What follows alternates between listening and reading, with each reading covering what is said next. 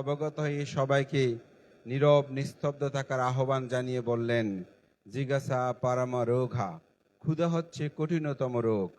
যদি তার এই ক্ষুধা নিবৃত না হয়, তাহলে তিনি ধর্ম চর্চা করতে পারবে না। আমার এই ধর্ম দেশনা সে শ্রবণ করতে পারত না। এবং বুদ্ধের ধর্ম দেশনা শুনে সেই ক্ষুধার্ত ব্যক্তি, যিনি ক্ষুধা নিবারণ করে ধর্ম শ্রবণ করেছিল, তার মধ্যে ধর্মচক্ষু জ্ঞান উৎপন্ন হয়। আমি এই কথাটা এই জন্যই বলছি, আমাদের মহামান্য সঙ্গরাজ শতাব্দীর একটি অনন্য ইতিহাস, সে পরম শ্রদ্ধেয় ডক্টর জ্ঞানশ্রী মস্তবীর মহোদয়, তিনি স্বধর্ম প্রচারে ছিলেন। তার ধর্ম দেশনার প্রতিটি পরতে পরতে শীল সমাধি প্রজ্ঞার কথা তিনি বলতেন। এবং আর্যাষ্টাঙ্গিক মার্গ আমার মনে হয় শ্রদ্ধেয় ভান্তের কাছ থেকে শুনতে শুনতেও আমি অনেক কিছু শিখেছি। তিনি যে কোনো ধর্ম সভায় এই শীল সমাধি প্রজ্ঞার কথা বলতেন, অর্থাৎ দুঃখ থেকে মুক্তির। আবার অপরদিকে শ্রদ্ধেয় ভান্তে তিনি যেভাবে অনাথ আশ্রম করেছেন, অনগ্রসর একটি জাতিসত্তাকে সামনে এগিয়ে নিয়ে যাওয়ার ক্ষেত্রে তিনি অনাথ আশ্রম, স্কুল এবং বিবিধ মানবিক কর্ম তিনি সম্পাদন করে এই সমাজকে আলোকিত করার ক্ষেত্রে আমি মনে করি শতাব্দীর একজন অনন্য সব্যসাচী সে পরম শ্রদ্ধেয় মহামান্য সঙ্গরাজ ভান্তে। আমি মনে করি তিনি যে দীর্ঘ আয়ু যেমন লাভ করে শাসন সদ্যমের প্রভূত উন্নতি সাধন করেছেন, এটি অতুলনীয়, অবর্ণনীয়। আমি আমার চিন্তা চেতনা থেকে বলি যে শতাব্দীর মধ্যে এরকম একজন দুজনের অধিক পুরুষের জন্ম হয় না। তাই তিনি তার জীবনকে ধারণ করেছেন এবং তিনি ধাম্ম রাম ধাম্ম রাস ধাম্ম অনুবিচিন্তিয়াং ধাম্মাং অনুসারা ভিক্ষু শ্রদ্ধা করেছি। যত কিছু হোক, কখনো তিনি অভিযোগ অভিমান এগুলো আমি কখনো দেখিনি। তিনি কর্মফল জন্মান্তরকে বিশ্বাস করতেন। আমি মনে করি সেটি আমাদের সকলের অনুধাবন করা উচিত, তার আদর্শ মেনে চলা উচিত। তিনি 21 পদক প্রাপ্ত হওয়ার পরেই তিনি বলেছিলেন, আমি জন্মান্তর পুণ্য করেছি, জগতের সকল প্রাণী সুখী হোক।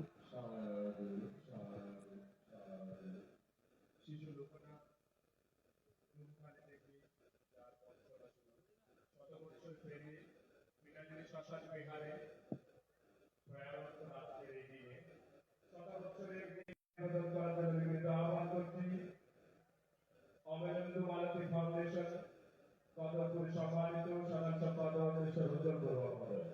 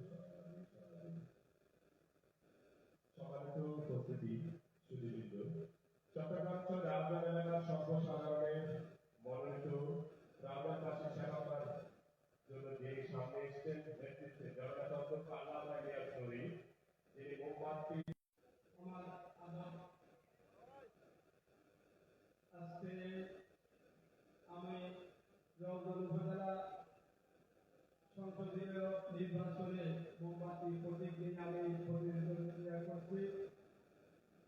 সেই জাতীয় কুষ্টিয়ায় এসে আমি বৌদ্ধ ধর্মের শিক্ষাগুরুগণ দেশীয় বিদেশি অভিনন্দন জানাচ্ছি।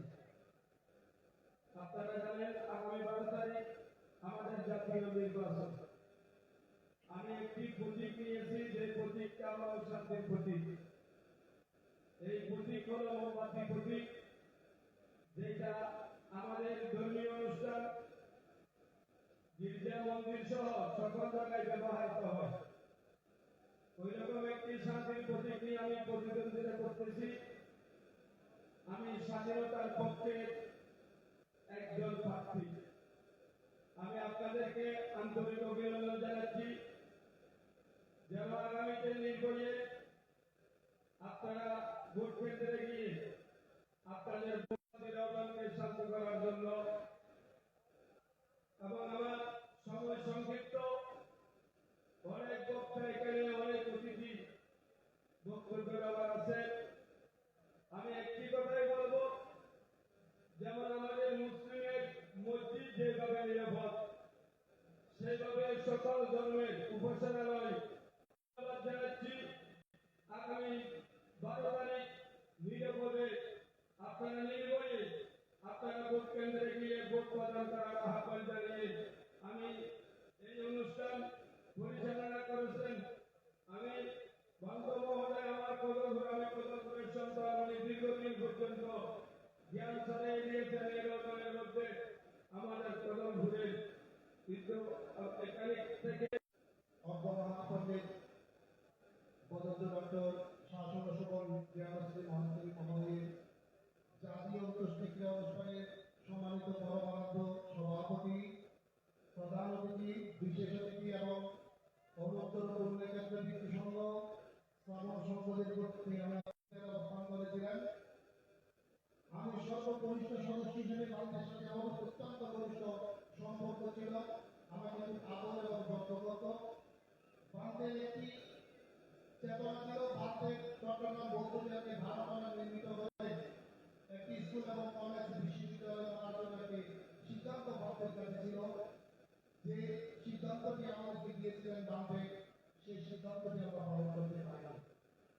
2 নম্বর হচ্ছে, এখানে বক্তব্য রেখেছেন ভারতের যে 46টি অনাথ আশ্রম এবং বিভিন্ন প্রতিষ্ঠান আছে, এই প্রতিষ্ঠানগুলো আমরা কিভাবে রক্ষা করবো, সেই জন্য আমি কিভাবে চলবে এই একটি ক্লাস গঠনের একটি কমিটি গঠন করে যদি আমরা ভারতের প্রতিষ্ঠানগুলোকে রক্ষা করতে পারি, তাহলে আমাদের যথাযথ মহামানবতায় বা সমাজের প্রতি আমাদের বিরত করতে হবে। অন্যথায় আমরা যে এতক্ষণ বলে গেছি, যে কথা বলে গেছি, এই কথার কোনো অর্থ থাকবে বলে আমার মনে হয় না। আমি আর বিশেষ কিছু বলছি না। আমি আরো সন্ধ্যার মহাসভাপতি এবং দণ্ডিত সংগঠন বাংলাদেশ বৌদ্ধ সমিতি উভয়ের কাছে প্রার্থনা করছি, আপনারা অতি সহজে অতি দ্রুতভাবে উভয়ই বসে একটা সমাধানমূলক চট্টগ্রাম বৌদ্ধের আমাদের অধ্যক্ষ মহোদয়ের স্বপ্ন ভারতের নির্মিত এবং বাংলাদেশ প্রতিষ্ঠানগুলো রক্ষা করুন, এই প্রার্থনা আমার বক্তব্য শেষ করছি। জগতের সকল মানুষ সুখী হোক, দুঃখ থেকে মুক্তি লাভ করুন। ধন্যবাদ, ধন্যবাদ সবাই।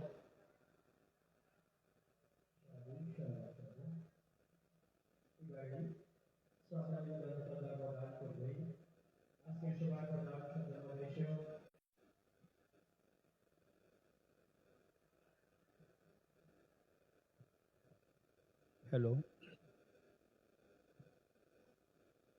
দুর্লভ পুরী সজাইও নাস সব্বত জয়তি ইয়াতসো জয়তে ধীরো তাঙ্কুলং সুকমে যতি।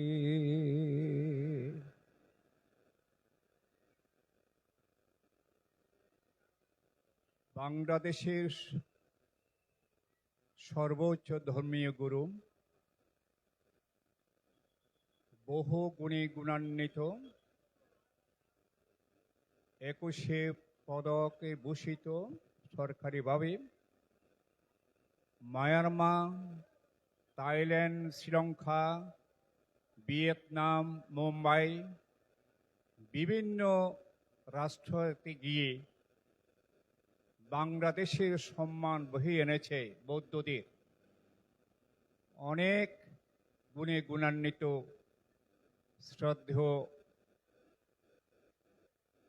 ডক্টর জ্ঞানশ্রী মহাথেরো ওনার শেষকৃত্য অনুষ্ঠানে আজকের সম্মানিত সভাপতি, প্রধান অতিথি, বিশেষ ধর্মীয় আলোচক, গুণোত্তম পূত পবিত্র ভিক্ষু সংঘ, অনেক সংগঠনের নেতৃবৃন্দ, বিভিন্ন বৌদ্ধ গ্রাম থেকে আগত ধর্মপ্রাণ উপাসক উপাসিকা বৃন্দ, সর্বপ্রথম মহাকারণিক তথাগত বুদ্ধের প্রতি বন্দনা, যিনি 101 বৎসরে পদার্পণ করাতে সেই শ্রদ্ধেয়বান্তের প্রতি শ্রদ্ধা নিবেদন করছি। উপাসক উপাসিকাদের প্রতি মৈত্রীজিতে পূর্ণদান করছি। শ্রদ্ধেয় ত্রয়োদশ সঙ্গরাজ জন্ম নিয়েছিলেন ঢুমখালি গ্রামে, ছোট্ট একটা পল্লী।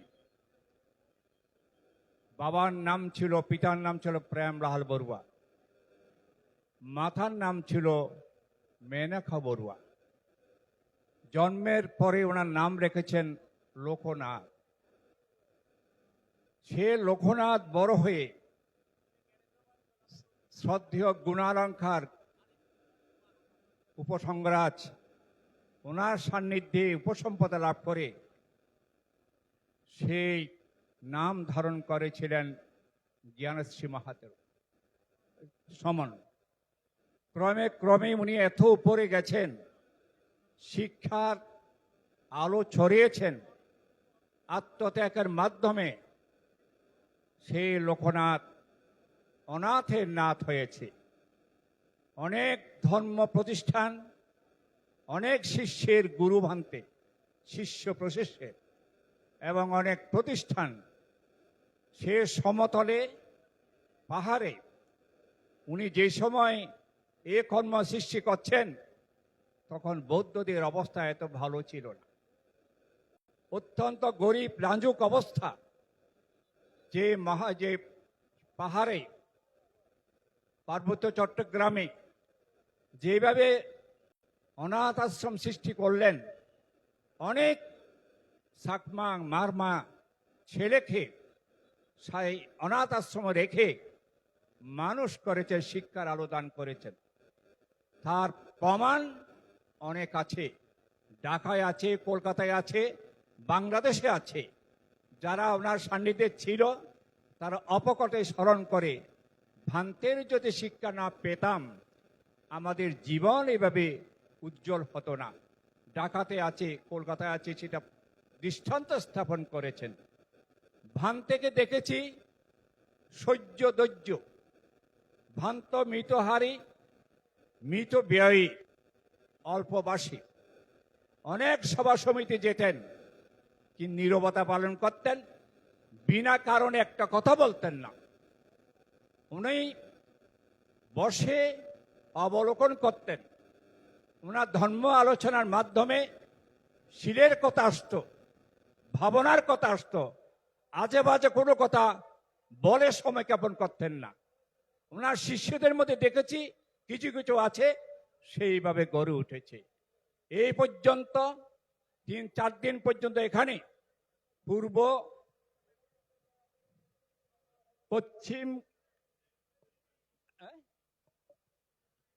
পশ্চিম বিনাজুরির অনেক বড়ুয়ারা আছেন। তারা সম্মিলিতভাবে কমিটি করে ভ্রান্তের নিয়ে যেভাবে অনুষ্ঠান করেছে এটা বিরল। এত ভিক্ষু সংঘ অন্যান্য সংঘরাজ মৃত্যু হলেও খুব কম। ওনারটা কিন্তু বলার মতো নয়, অসাধারণ। কালকে সংঘরাজ ভিক্ষু মহাসভার সাধারণ বৈঠকে অনেক ভিক্ষু সংঘ ছিল। আপ্রাণ চেষ্টা চালিয়ে যাচ্ছেন সুন্দরভাবে শ্রদ্ধা নিবেদন করার জন্য। এখানে যারা শ্রদ্ধা নিবেদন করছেন ভিক্ষু সংঘদের মধ্যে করেছেন, দায়িত্বের মধ্যে করেছেন, আমিও করতে দাঁড়িয়েছি। মূলত আমাদের উদ্দেশ্যটা কি? সদ্য ভান্তে শাসন সদ্যমের জন্য যেই উপদেশ প্রদান করেছেন এটা আমাদের কল্যাণের জন্য। ওনাকে যদি আমরা শ্রদ্ধা সম্মান প্রকৃতভাবে দিতে চাই, উনি যেইভাবে চলেছেন, যে পথ অনুশীলন করেছেন, সেই পথ যদি আমরা অনুশীলন করতে পারি তাহলে ভান্তেকে সুন্দরভাবে সম্মান দেওয়া হবে। কথায় বড় নয়, কাজে হতে হবে বড়। ভান্তে সব সময় ওনাকে কেউ রাগচিত্তে কথা বলুক, কেউ যদি নিন্দা করুক, ভান্তে উপেক্ষা করতেন। মেথা করুণা মুদিতে উপেক্ষা, সেই গুণগুলো ভান্তের যথেষ্ট ছিল বলেই আজ বাংলাদেশের উত্তরে দক্ষিণে পশ্চিমে প্রত্যেক এলাকা থেকে যেভাবে দায় করা এসেছেন শ্রদ্ধা নিবেদন করতে বলার মতো নয়। অনেক উপাসক উপাসিকা ভান্তে যখন চট্টগ্রাম নন্দনকানন বৌদ্ধ বিহারে ছিল, ওনার যে অনেকে ভাঙ করতে যেত, বলতেন 5 ঘন্টার সময় স্বয়ং আনতে পারবে? সেই উপাসিকারা বললেন না, পারবো না, পারবো। যার কারণে ভান্তে যেভাবে নির্দেশ দিয়েছেন, যেইভাবে উপদেশ দিয়েছেন, যারা শ্রবণ করেছেন, যারা প্রতিপালন করেছেন, তারা ভান্তেকে সেইভাবেই জানে। আজ আমরা বিকালবেলা অনুষ্ঠান শেষ করে ওনার মরদেহ শ্মশানে নিয়ে যাবে। কাল থেকে আর লোক থাকবে না, কিন্তু এত লোক আসবেও না। আজকে যেভাবে এসেছেন, আমরা ওনার পদাঙ্ক অনুশীলন করে, ওনার উপদেশগুলো ধারণ করে যদি আমরা বেঁচে থাকতে চাই, তাহলে সত্যিকারভাবে শাসন সদ্যম রক্ষিত হবে। ওনার পরে আমরা আজকে স্তবস্ত করেছি একজন চতুর্দশ সংঘরাজ মহামান্য সর্বোচ্চ ধর্মগুরু শাসন ভাস্কর স্তম্ভ ধর্মপ্রিয় মাহাতের, উনি বিকালের সভাপতি। আজকে অনেক আলোচিত হয়েছে, এখন আপনাদের খাবার সময়। সুতরাং এই যে ক্ষুধা একটা বিরাট রোগ, এ কথাটা আয়ুষ্মান সেই প্রাক্তন সাধারণ সম্পাদক লোকজিৎ মাহাতের বলেছেন, বাস্তব এটা এখনো প্রত্যেকে এখানে যতই ভালো কথা বলুন না কেন, কিন্তু ক্ষুধা যখন সৃষ্টি হলো খেতে হবে। তবে আমি আমার কথা আর বাড়াবো না। উনি যে প্রতিষ্ঠান, বিশেষ করে ঢাকাতে আন্তর্জাতিক বৌদ্ধ বিহারে সৃষ্টি লগ্নে যখন উনি ছিলেন এক নাগারে কয়েক বছর, উনি প্রত্যেকে আহ্বান জানিয়েছেন একটা বিহার দরকার, একটা ধর্ম প্রতিষ্ঠান দরকার, যেখানে ধর্মচর্চা হবে, জ্ঞান চর্চা হবে, একতা সৃষ্টি হবে, সুভাতৃত্ব ভাব গড়ে উঠবে। সেই প্রতিষ্ঠান যদি করতে চান, বৌদ্ধরা এগিয়ে আসুন। প্রত্যেকের কাছ থেকে সীমিত তত্ত্ব নিয়ে এই যে প্রতিষ্ঠান করেছেন, যার কথা মুষ্টি ভিক্ষা, ক্ষুদ্র থেকে বৃহতের সৃষ্টি। এখন মুষ্টি ভিক্ষা অনেকের কাছে নাই, অনেকে সেটা বুঝিও না। আগেকার সময়ে প্রত্যেক পরিবারের মধ্যে এটা ছিল। গ্রামাঞ্চলে সে ক্ষুদ্র ক্ষুদ্র ধান নিয়ে প্রতিষ্ঠান গড়ে তুলেছেন, এখন নেই। সেই দেশনা দিয়েছিলেন আমাদের মহামান্য ত্রয়োদশ মাহাতেরো ভান্তে। উনি অবশ্যই উদ্যোগামী হবেন। উনি পরিপূর্ণশীল প্রতিপালন করে এবং জ্ঞান অনুশীলন করতেন। চট্টগ্রাম নন্দন কাননে বৃদ্ধ বয়সে পর্যন্ত যেইভাবে উনি শ্রম দিয়েছেন, ভাবনা শিক্ষা দিয়েছেন, এখনো যারা দায়িক আছেন, যারা ওনার পথ অনুশীলন করেছেন, তারা শ্রদ্ধার সাথে স্মরণ করে বড়বান্তের সামনের দিকে আমার জীবনকে আমি সাজাতে পেরেছি, উন্নত করতে পেরেছি। সুতরাং এটা খুবই দরকার। এক বলর ভান্তের শ্রমণ দায়ক দায়িকা দান কম আর বেশ করে, তারপরে শিলের প্রতি সচেতন। শিলের প্রতি সচেতন হলে সমাধি আসবে, হলে ধ্যান করতে পারবেন, প্রজ্ঞা উৎপন্ন হবে। প্রজ্ঞা যখন উৎপন্ন হবে, আপনাকে আর কেউ বুঝাতে হবে না, আপনার জ্ঞানে আপনি তখন নিরূপণ করবেন কোন রাস্তায় গেলে আমার সুখ হবে, মঙ্গল হবে, কোন রাস্তায় গেলে আমার দুঃখ হবে, সেটা আপনার থেকে সৃষ্টি হবে। বৌদ্ধ ধর্ম হচ্ছে অন্তঃস্থল থেকে অনুশীলন করে যিনি রক্ষা করতে পারেন, প্রকৃতভাবে সে নিজেকে এটি করতে পারবেন। যা হোক, আর কথা নয়, খুব সুন্দর হয়েছে। গ্রামের দায়িত্বরা, স্বেচ্ছাসেবক এবং উদযাপন পরিষদ যেইভাবে শ্রম দিচ্ছে সুন্দর করে সাজানোর জন্য, তাদের কষ্ট লাঘব হয়েছে, সার্থক। এবং আমরা ভিক্ষু সংঘ যথেষ্ট সেবা পেয়েছি ওনাদের কাছ থেকে। শ্রদ্ধেয় ভান্তের প্রতি, সংঘরাজের প্রতি আমাদের অন্তিম আমার বন্দনা জানাচ্ছি।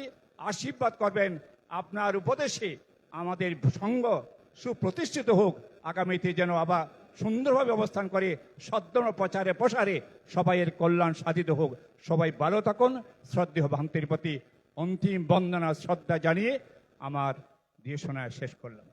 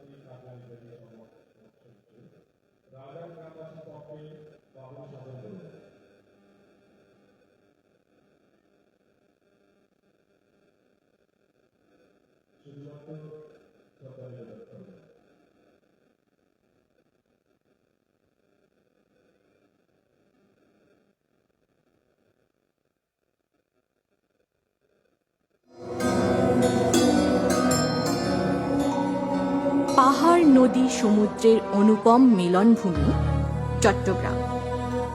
আর রাউজান চট্টগ্রামের এক উজ্জ্বল জনপদ। আমাদের বাংলাদেশ দর্শনে, বঙ্গোপসাগরের সাহিত্যে, কোলে গড়ে ওঠা বিপ্লবে, সংগ্রামে রাউজান এখানে বৌদ্ধ আলোকিত ধর্মের ভূমি। বিকাশ ঘটেছিল এই বহু রাউজানের বছর। হালদা নানা বিধৌত বিবর্তনে এ বিকাশ শান্ত ক্ষয়িষ্ণু হলেও স্নিগ্ধ পুণ্যভূমি অষ্টাদশ শতকে উত্তর গুজরা আবার ক্রমবিকাশ ডোমখালি গ্রামে লাভ করে চট্টগ্রাম। 1925 সালের 18 নভেম্বর এক মহামান্য পুণ্যক্ষণে পিতা প্রেমলাল বড়ুয়া, মাতা মেনকা বড়ুয়ার ঘর আলোকিত করে জন্ম নিয়েছিলেন আলোর নন্দন লোকনাথ।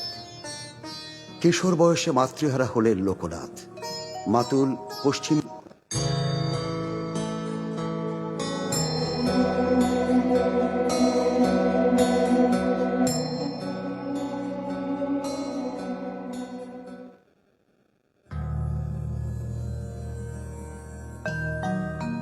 উপমহাদেশের অনন্য বদ্বীপ আমাদের বাংলাদেশ। বঙ্গোপসাগরের কোলে গড়ে ওঠা শ্যামল ভূমি। এখানে বৌদ্ধ ধর্মের বিকাশ ঘটেছিল বহু বছর আগে। নানা বিবর্তনে এ বিকাশ ক্ষয়িষ্ণু হলেও অষ্টাদশ শতকে আবার ক্রমবিকাশ লাভ করে চট্টল ভূমিতে। আলোর দূতি মহামান্য সংঘরাজ সারবত মহাস্তবীরের উদ্যোগে এই পথ ধরে আমরা যে মহান সংঘমণির স্বাদের পেয়েছি, তাদের অন্যতম একজন মহামান্য ত্রয়োদশ সংঘরাজ অগ্রমহাপণ্ডিত ডক্টর জ্ঞানশ্রী মহাথেরো।